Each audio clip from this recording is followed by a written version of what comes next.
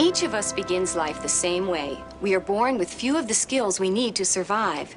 We depend on others, caregivers or parents, to help us both physically and mentally. These caregivers are directly involved in how we develop and mature and can have a great impact on the actual development that we experience. This responsibility for young, precious lives can sometimes seem overwhelming. Every day it seems that there are new developments in the theories of how to rear children. There are new academic schools for children under 5, physical fitness programs for toddlers, and even reading programs for infants.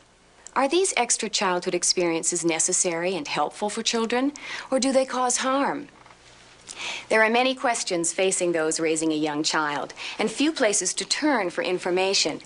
Many parents are looking for a guide to help them. They want to know what to look for in their child's development and how to enhance growth.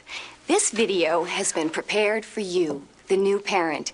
You face an immense challenge rearing your child, and your child's first years are perhaps the most important to his or her development.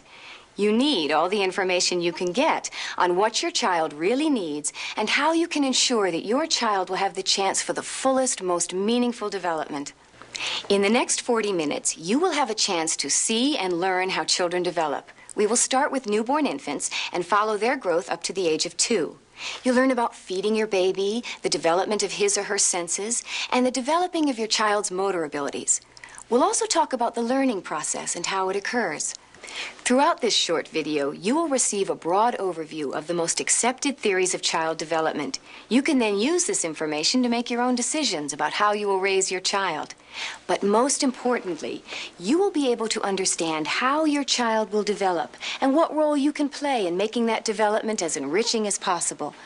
During this presentation, we will separate periods of development by the age of the baby.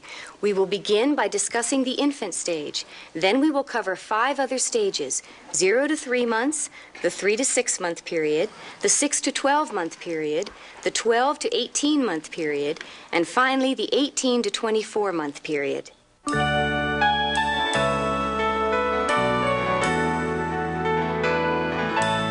We begin with the infant.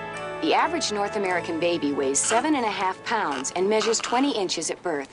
Most newborns will lose a few ounces the first few days of life as their bodies adjust to sucking, swallowing, and digesting on their own. After these few short days of losing weight, the infant begins to gain weight rapidly. The most noticeable characteristic of a newborn is the incredible growth they experience. In fact, they usually double their birth weight within 4 months.